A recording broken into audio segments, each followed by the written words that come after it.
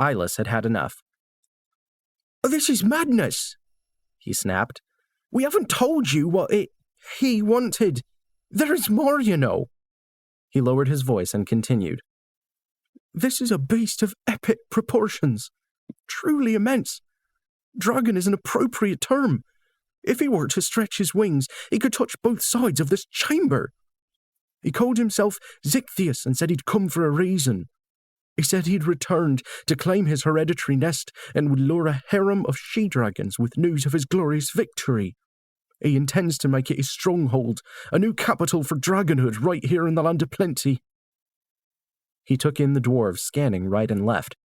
They grinned, one and all, whispering and murmuring with each other. Their continued giddiness put him off balance.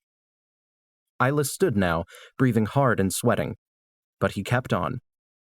"He said that his forebears had been defeated here, right here, over 1,000 years ago by a treacherous tunneling army. His father and the rest of his family were slain, and his mother forced to find a new home in the eastern wastes where he was hatched. He said he's made himself ready for battle and is sure of success. You didn't ask what he wanted. He wants directions to the Argentine Alt. He isn't here for us. He's here for you." A full second passed without a sound. Then it happened. The thunderous roar of applause, cheers, and tears of joy. The dwarves surged forward, closing the gap and raising the men on their shoulders, dancing jigs and singing songs. Ale, stout, and dwarven brandy appeared as if from nowhere, and the party went on for hours. Except for Angus. He was still dwarfing the gate. He did hear the human story from his post, however, and his mind raced with the possibilities.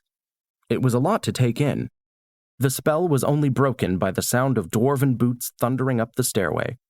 For a moment he wondered if the dragon had come on cue. But the 4 dwarves who burst through the door were carrying a portable party. A large roasted boar haunch dripping with fat, a freshly tapped keg, 2 bottles of brandy, and 5 ornate steins. They were Angus' oldest friends, about the same age.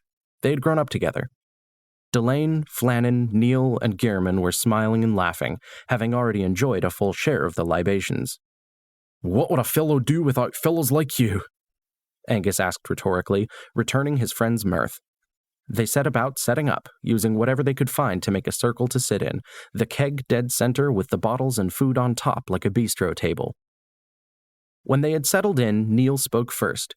Diminutive even for a dwarf, he was well into his 1st century as the apprentice to the chronicler. After another 100 years, he might be allowed to write something down. "Well, lads, I have to say, there's nothing quite like a dragon to give one a true sense of purpose." That brought nods all around. "I've been going over the names of the heroes most likely to strike a killing blow.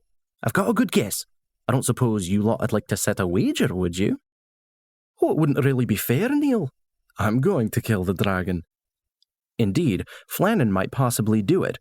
He was a true prodigy with his unique sword. Were he a bit older, he may have understood that when the elder swordmaster said he fought like an elf, it was so.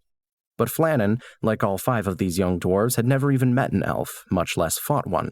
Flannan may have been on Neil's list, but still not near the top. "I'm afraid not, Flannan. Unless you plan to romance the beast, I think Angus would stand a better chance with that bloody great spear of his." Everyone laughed at Neil's jibe. Angus would be locked up in the gatehouse, where he would see none of the fighting. Gearman chimed in next. "I think maybe Amish could bash its brains in with his great hammer. Brute force may not be as fancy as that elven swordplay of yours, but you can't argue its effectiveness. My money's on Amish." Gearman was often of the opinion that a bigger hammer could solve most problems. If nothing else, they made the problems flatter. "I like the digger's chances." If anyone were to stand up for the simple miners, Delane was him. As always, he had his father's gilt pick leaning against the chair. "I'm not saying that it'd be a pick, mind. Just a digger.